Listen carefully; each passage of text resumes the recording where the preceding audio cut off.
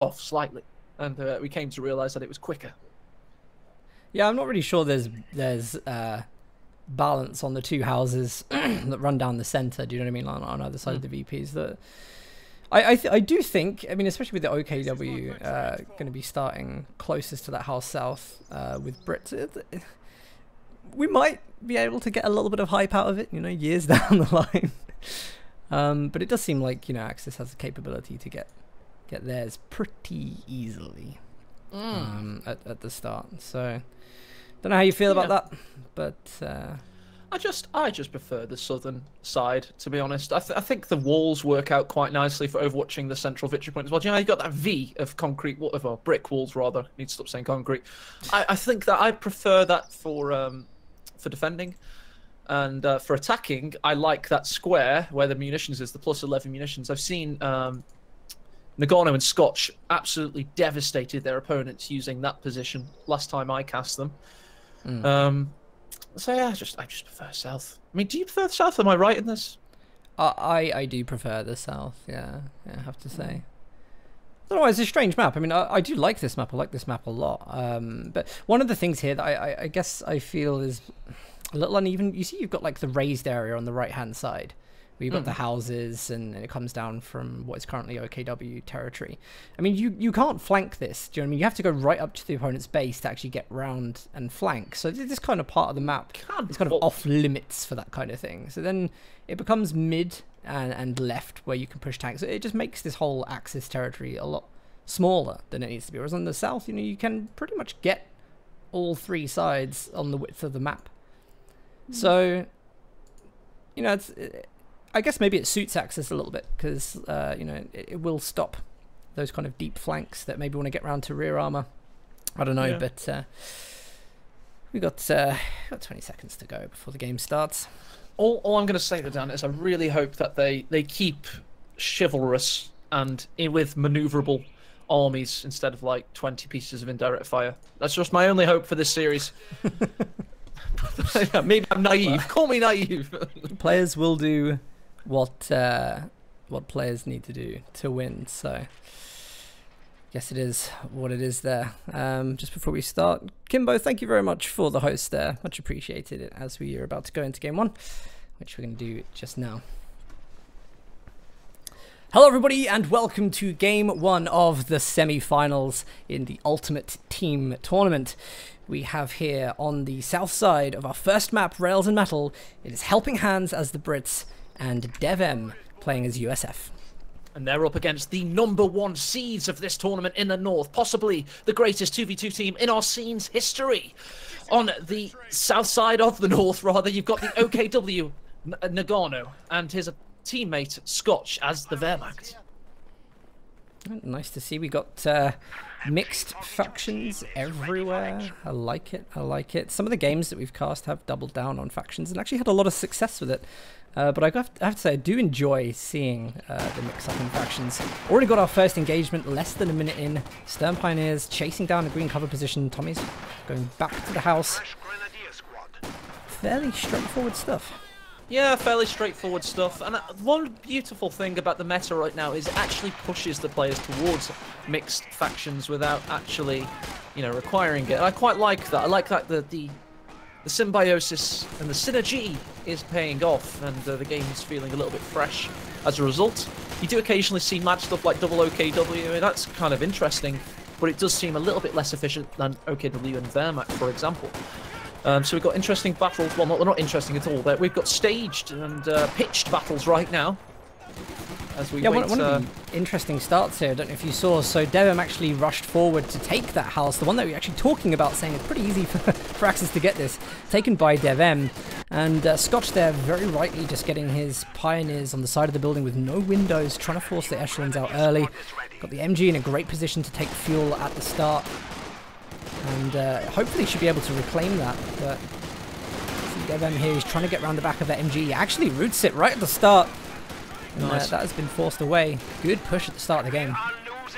Yeah, it's a real good push. DevM has used his rear echelons as a fulcrum to pivot around, and the MG's going to have to retreat down. In fact, it could even possibly go down here if it doesn't do it quickly enough. I think is relatively safe, but losing the MG actually right at the start there is a massive loss because the house is still under control of DevM. He has chosen to get out of it. It's unlikely Pioneers will go back in. He's going to be able to stop. Going to be able to stop resources and VPs being capped on that side early. Let's have a quick look at Hans up against Noggano here. These guys are going to be fighting a seriously good battle, I think, on this side. It's going to be a good one. Yes, it's more of a target competition. Who can shoot the most accurately? Because there's no movement as such. The Vickers has now come up to swing things in Helping Hands' favour. Elsewhere in the north, it seems that we've got fresh riflemen now, which really will possibly swing things in DevM's favour. He's manoeuvring himself into position, however, he's up against 2 Grenadiers, sitting behind medium cover. This one's a struggle because of the Grenadier positioning. They're very well covered. They're not going to be taking any fire from units inside that house. So actually Scotch is going to be able to push off the riflemen that are by the fuel. He should be able to deal with the riflemen in the building, and DevM hasn't got them out. It's a really late retreat, actually. That's stupidly late. That was a gamble. Well, Still is a gamble. It's a massive gamble, and it might ruin him in this early game as the Focus Grenadiers push in. Oh, I just missed. Did you see the puff of smoke come up from that wall there? The bullet was literally grazed the soldier as he ran away. That is simulated, and it does absolutely mean that it was a very, very close call. It's possibly as close as you can get. And now the Axis are on full assault. DevM having lost position there, so Scotch is getting balls to the wall aggressive, pushing his MG in a fearsomely aggressive position there, Dan. I really like this. I mean, they're not actually waiting to, for the Allies to come back up. They're just pushing the field constantly. And this is really good because what's going to happen is the more they push the field, they're going to get right behind Helping Hands here, who's gone quite far up above the fuel on the right-hand side. So if they keep spearheading like this, they should be able to just completely knock Hands off the right side while DevM isn't there. And, yeah, but Hans has made himself into a hard rock to break themselves upon. He's got that sniper. He's at an incendiary grenade with no damage. And he's that's what the Brits do, Dan. They are anvil at times. They allow you to break yourself upon them. So I think Helping Hands should hold fast. We'll certainly see. I mean, it doesn't look like Noggano has a great deal on that side either, so maybe there's not too much in competition. But Noggano running some Volksgrenadiers down on the flank, also capping the VP at the same time, slowly working his way up. Yep, his Volksgrenadiers split up as well. The Vickers Kona fight is very important here. Will the Volksgrenadiers be able to get around it? Yes, they have! Vickers now is in danger. It's in jeopardy right now. Yeah, this is good. Of course, he will be able to get the incendiary grenade off, which is going to force out of position. Hands moved, so actually that grenade is safe to use again somewhere else. Possibly not ideal for the situation. It's got to be said, I think this is a good Axis early game. I think this is a very strong start. This is absolutely phenomenal. It's Noggano lent a Focus Grenadiers to the north. They captured the north, then he regrouped rather, and they've taken the south. Fantastic play by the Axis team. And our first light vehicle on the field is going to be the scout car from Scotch, and he's going to be using that to push off some of the close range units that Hans is moving up the field at the moment. A little bit overextended there, actually getting pushed back from deeper into Axis territory. Lieutenant, of course, has no access to anti-tank grenades as it vets, so it's going to want to get out of there pretty fast. DevM has no veteran C1 rifleman whatsoever, so there's no soft AT on the field whatsoever right now. This scout car has a fantastic window of opportunity. Saying that Helping Hands has just teched for the AEC is just a great one. Wow, this rifle grenade could be devastating to the rifleman squad inside there. Scout car manages to push the MG away. Axis have so much territory, so much territory for 6 minutes in. They're going to be teching so fast. Perfect pushing. There's no other way to phrase what's happened here. They've shown how it is possible to flank on rails and metal, how it is possible to be maneuverable, fluid, decisive with your engagements. Noggano and Scotch are a masterclass in 2v2 early game aggression. You have to think as well. I mean, DevM and Hans, they've gone in with their, their best factions, really, like the factions they are known for. So to see this in game one is kind of like, ooh, well, we were maybe hoping for a more of a stable game. That being said, we're looking at players who are very, very used from fighting from difficult positions. HelpingHans has won significant games from the back foot, which I think should be a point here. He is very, very used to playing from this situation. Yeah, absolutely. And also, don't forget, there's 2 snipers on the field for HelpingHans now. So whenever you field a sniper, it's all about that investment and trying to gain dividends in terms of the manpower economy, and that can take time. However, it must be said, they're up against a Panzer II Lux and, of course, the Scout car. A great overall army competition for both Axis players, so we'll have to wait and see if it pays off.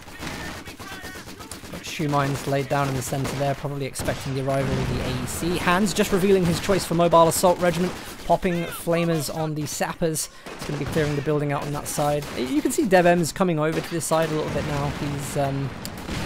He's helping Hans out. That was actually not intentional. I kind of hit that. Ooh, that's cheesy. But I couldn't get away from it. It's, sometimes Hans will get you. When Hans, wants you, he's going to have you. And Grenadiers now pushing up with the 222 giving covering fire. We, of course, have had HelpingHans take the ever-faithful Mobile Assault Regiment. So no surprises there.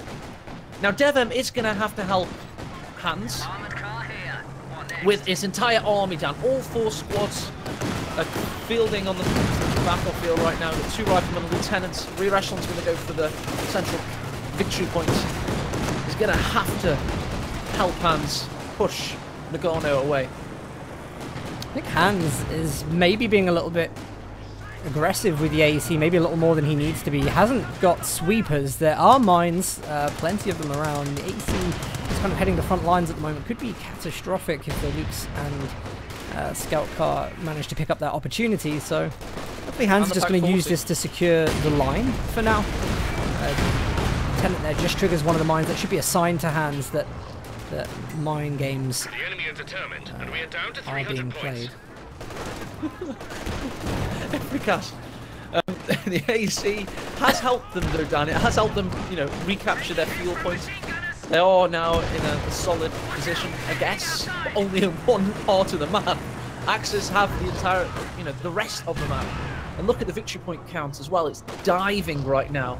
And the Axis, GP2, Gold Path 2, that's their team name. So we don't know if there's a GP1. I mean, no, it's actually fully discovered.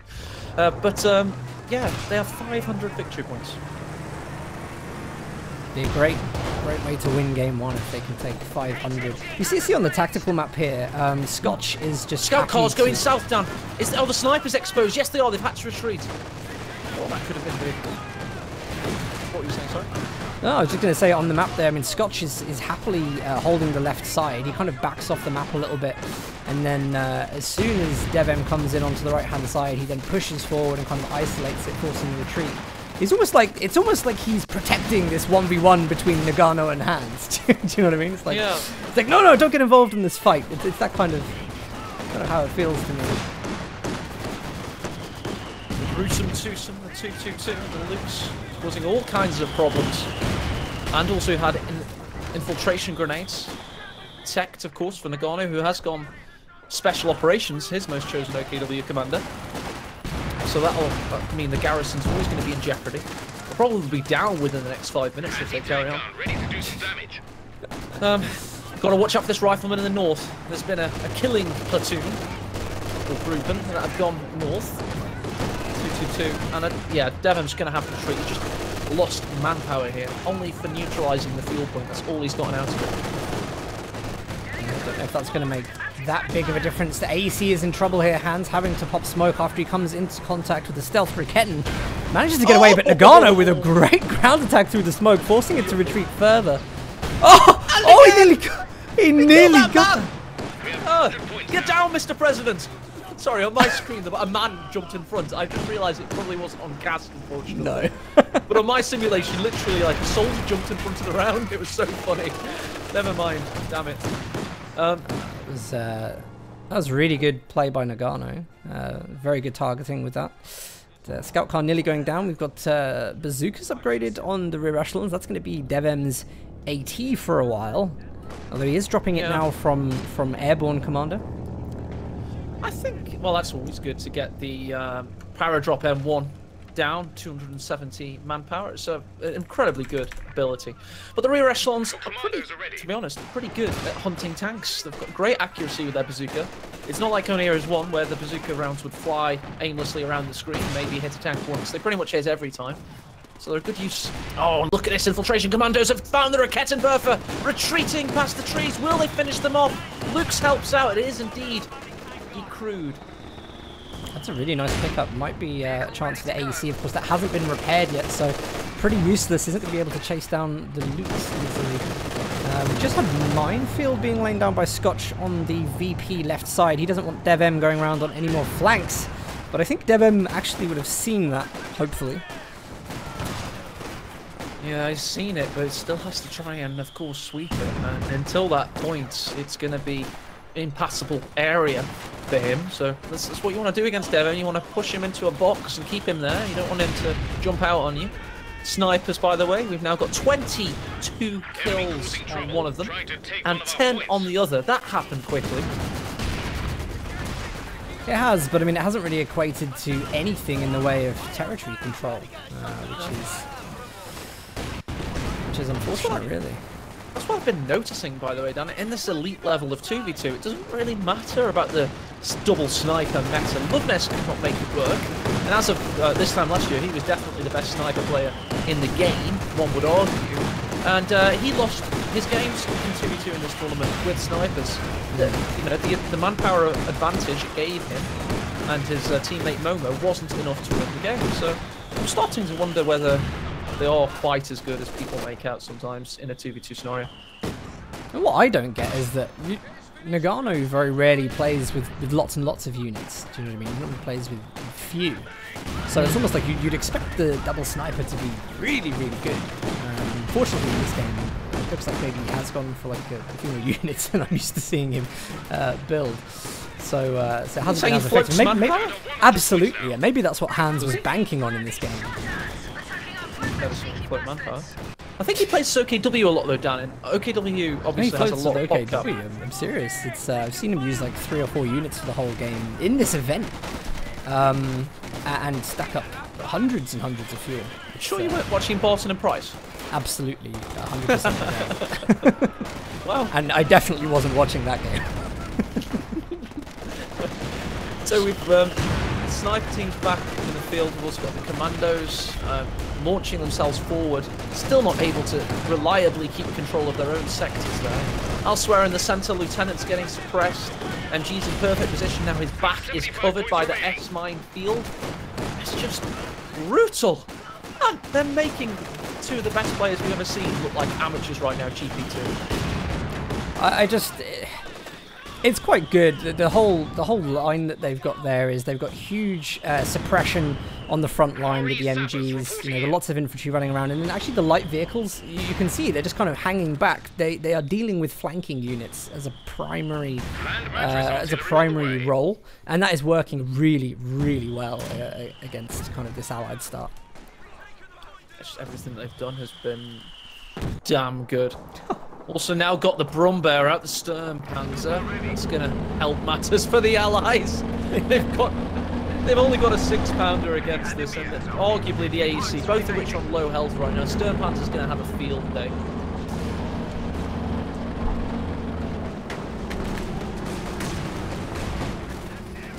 Commandos there pushing that right side. Hans does not want to lose that VP. They are 50 against 500 right now, and they may have just stemmed the drain, but that is it. They're not going to be taking anything by the looks of it. Tier 4 is up on the left side.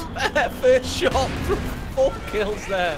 That was insanity. First Grenadier is in the capping circle as well. Up north, the sphere has been revealed against the Major, who's crawling around trying to keep them in this game, Dan. It's not looking too strong. The Brumbear is actually such a great choice to come in this early. I mean, they know they've got such an advantage. Allies are not going to be able to get that kind of AT out, the kind of mobile AT they need to really deal with this. The Brumbear is going to have a crazy aim here. And also you've got the scout car on the left just putting continuous pressure on. Luke's just getting taken out. It got snared by the sniper, taken out by the AC. A small win in the grand scheme of things. Because right now there's 2 Grenadiers on central and north victory points, and they are capping, and that will spell doom. Oh, where are we seeing the land mattress exactly? We're seeing it on the southern victory point. I see. Yeah. Couldn't hear that today for some reason. Oh, definitely. I was looking at it, and it was a lot louder than I expected. Oh, we now have a Sherman out. It's popping smoke. It's, you know, allowing the rifleman to get within the central capping circle. Whilst we've got a 2-man Tommy versus Raketin. The Raketin stopped the cap though. Oh, and the MG finishes him off. That is brutal. He couldn't get the cap. The Raketin stopped it, and the MG finished the rifle off. Hideous there for Helping Hands. Oh no, DevM may lose squad there in the centre. Sherman manages to push it away. He's popping a lot of smoke. I think actually using the mortar as well to drop as much smoke on the centre as possible. Hands has to really get on top of the VP on the right. DevM has to lock down the mid. This is like, if they could pull this back, VPs would be very impressive. But this is a kind of situation right now. They're just trying to stop Axis from winning with so many VPs. You don't want that to happen in the first game. It's a desperate all-in. Most likely break very quickly, but they have to get the max value out of this. Oh, they've dropped their 500 VPs. I'm good. They did, yeah. I always like to see a 500 VP win. It's always like a big balls on the table kind of gesture. Panzer IV is out for Noggano. Scotch and Noggano looking pretty damn powerful right now. We've also got the Panzer Werfer in the mix to help out things. Helping Hands and Insane DevM are putting up a spirited resistance though. Sherman, however, has just been shot at by the Pack 40. Oh, it's close. Second round blazes over its turret. DevM appears to be getting a little more aggressive in the centre. You know, it actually looks a little bit like he's making some ground, but you've got to think this is relatively futile with about 10 VPs. It's very unlikely they're going to keep access off of these VPs. It's just the sniper meta didn't seem to work. I mean, they got so many kills, but it just didn't stop Scotch and Noggano. And it's not like the snipers were killed or countered. It's almost as though, you know, it's superior infantry play. You just nearly see the mortar take out the Sherman repairing crew, by the way. The Sherman's been left alone. Rifles have to jump in. No, I really like this though, the synergy as well. You can really see the synergy going. Noggano comes in with the Panzer IV, scout car is just there to harass any of the supporting units behind. Hans is going to have to make something work with the AEC. Land mattress going in for the middle, just trying to keep Axis off as much as he can. But it isn't going to be enough. Oh, it is! It is! Well, he decrews that Pack 40, but the Grenadiers are standing by. Commandos have capped the southern victory point right now, so it's a mad scramble for the centre. Helping Hands throws his infantry section in there. We've had a Panzer IV rush forward, take out the Sherman there. He's now reversing away. AC wants to claim the kill though. Brumbear turns his body fully around. Big shot goes in. AC pops smoke. He's still on the hunt though. Panzer Werfer pops smoke. You don't hear that very often. Oh, nice shot. He might get this. He might get away with this. This is one more in the rear armor. He actually gets it. Loses the AC. It's a good trade, but is it enough? No, the hero AEC does great work there, but look in the south, Dan. I mean, there's a death ball of ultimate demise from Noggano. It's going to spell the end for the Allies. Well. Game 1. 21 minutes, 28 seconds. 487 VP win for Gold Path 2. If you're a 2v2 fan, this is a pretty good day to be a 2v2 fan, because first game is very confidently taken by Noggano and the Scotch. What do you think of that one, eh? I don't understand that. Is there such thing as a 2v2 only fan? I mean, is this